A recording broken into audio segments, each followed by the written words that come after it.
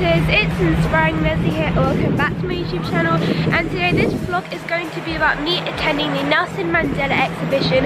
This is supposed to be promoting the end of knife crime here in London. So right now we're going to go inside. I'm going to be interviewing some people to see their perspective on knife crime.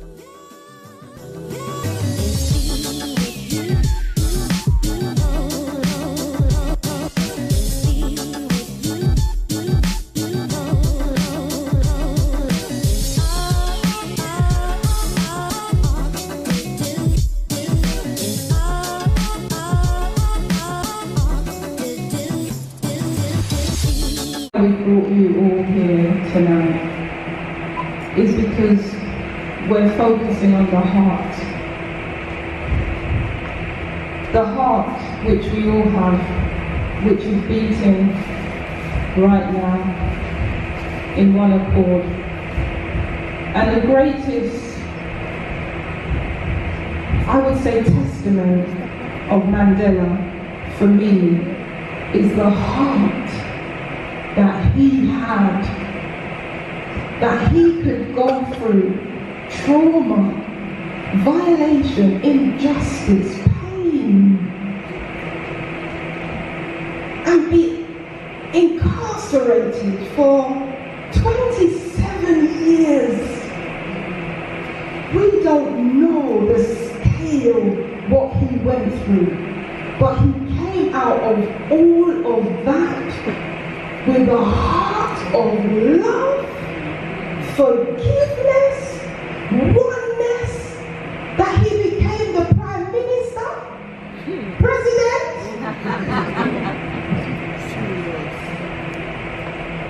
We can all identify with a part of the struggle, especially with us losing our children that are being killed, slaughtered in cold blood on the streets of London. Just yesterday, another stabbing.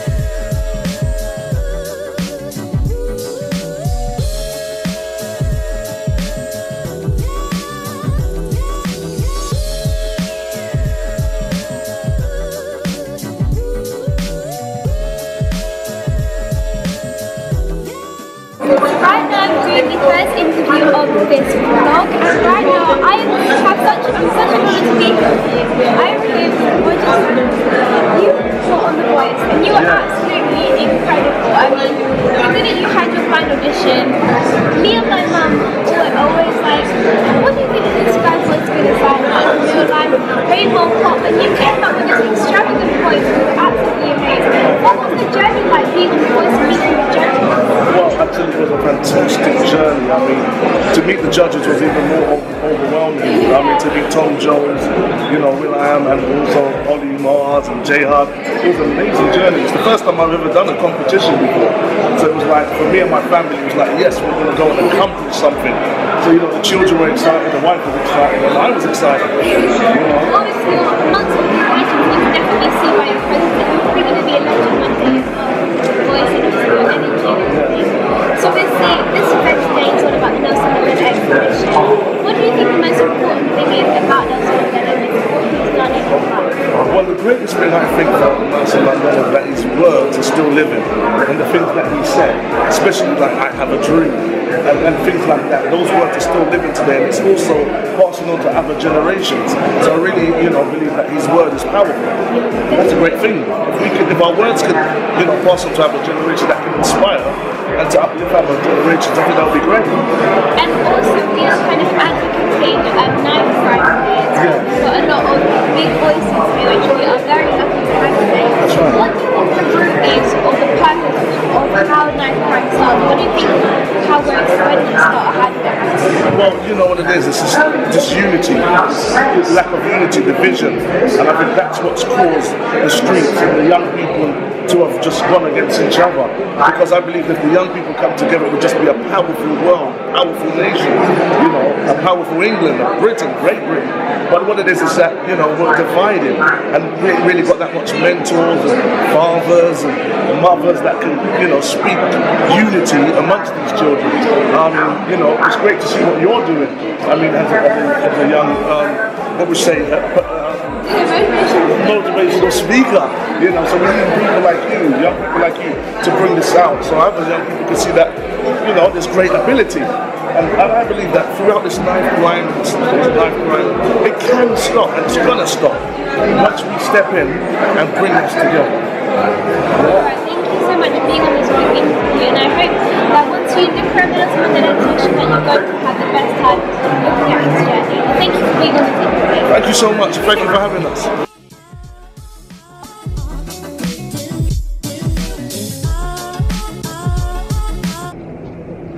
Can we clap for you?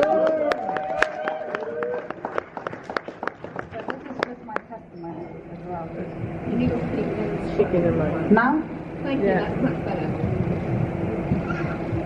So this is how my story begins. Started off in darkness, stressed and depressed. The Lord saved me and blessed me. So let me ask you a question, May. Was it right to be touched at 8? It's a simple no, but did that little girl know? Yet she was still blamed or not believed. 1 cut, 2 cut, 3. I wasn't going mad, I was just angry. Had a couple attempts, but none took me to the grave. I was destined, even the last 3 letters of my name spells died. Didn't take long till I was locked up in the psych ward, put under section, had no control. Wasted 14 months being sedated and on pills. Came out worse, that's when I was caught in the trap of drugs. Coke, speed, ket, you name it, I've snorted, injected and swallowed them all. But doesn't stop there. I broke marriages, but I felt no remorse. I was selfish, but I didn't care. It was my turn to take revenge and control. I enjoyed it, or I thought I did, till I got in the habit of slicing my wrist every time I slept with another man. My mind was driving me crazy, voices left, right and centre, the words of the enemy I now know. I needed a distraction, I needed satisfaction, cutting, raving, men, drugs. Nothing filled the emptiness I felt inside. But everything changed when I accepted Christ into my life. It was just a normal day, fundraising for UNICEF, when I looked around and thought to myself, him. Little did I know he was going to talk to me about Christ. I listened, I cried and I prayed. Back to work on the streets when I met another man and thought, Bun Church, I want him. At the pub with this guy when something struck in me and I left him saying, I got to go to church. Late to church, but that's okay, I made it. Little tipsy, but didn't stop me from going down to that altar. Never been to a rave since, never touched drugs since. Yes, I still struggle at times, yes, I slipped up a couple of times, but now I've started feeling something called a conviction every time that I sin. God to open my eyes. I don't need that man or that blade or pill. I've got God to turn to. I was never in control. I was selling myself short. The enemy was lying. I went from living in a pit with no future or hope to praying that God humbles me, because I know I'm destined for greatness. I've gotten to a point in my life where I'm a threat to the devil, because he knows I'm on a different kind of levels, where my faith can move mountains. He's out here running these games but doesn't understand I'm not playing these games. I've started healing and started feeling this thing called joy and hope. You can't find it anywhere else but through Jesus Christ. Trust me, I've tried.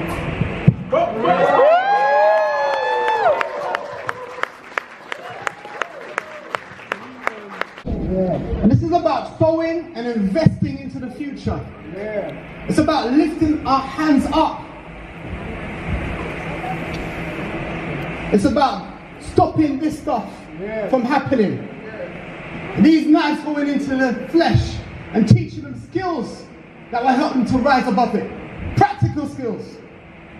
So even if I take King, now go stand over there, King. And so we're training these guys up. And I say, I'm going to stab you in the heart. He knows how to defend himself. I said, I'm going to get you on the side of you and I'm going to stab you. He knows how to defend himself. That's practical skills. That's what these young people are learning. This is what we need to teach them. Yes! This is what we need to teach them. I tell you, when I watch most of these footage online, when I watch all these viral videos and I see they got poked in the chest like that, and we know how to protect, we know how to teach them how to protect themselves. Why can't they put this in the schools? Why can't we go into some schools and teach the little primary schools how to protect themselves against a knife? They don't want it. No, they don't. That's a practical solution for a young person. When you're on the ends, and the man them on the ends, and they're carrying their knife, and you're talking to the young person that's carrying the knife, the young person says, you're telling him to put down the shank. How am I going to protect myself? Man, I'm on the road, I've got a shank. You teach them the skill sets to defend themselves against a knife, and you raise their mind so they're no longer in trauma. You lift them higher. You allow them to aspire higher. Very close to my heart. I've got 7 children, 3 grandchildren. But Dwayne was my right-hand man. He was the one that made the sweetest tea. And in the mornings he would say, Mom, what's on your agenda? Let me see where I can help you. And he helped me religiously every Tuesday to feed the homeless.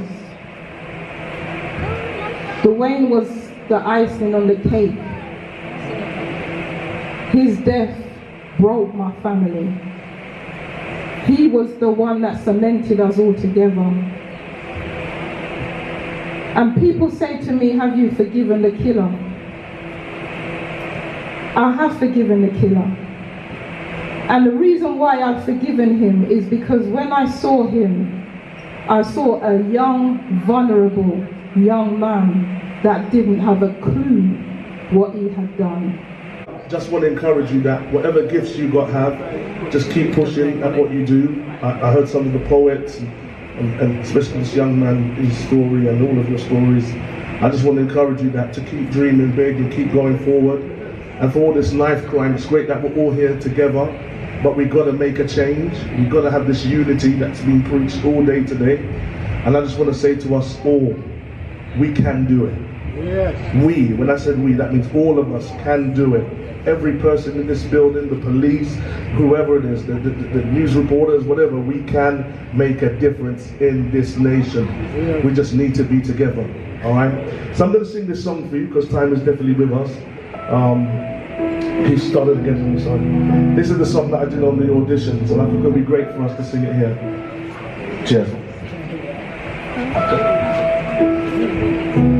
You walked with me, footprints in the sand. You helped me understand where I'm going. You walked with me when I'm all alone, with so much I know along the way. Then I heard you say, I promise you I'm always there. You find my footprints in the sand. When I'm weary, I know you'll be there, and I promise you that I'm always there. When your heart is filled with sorrows and despair,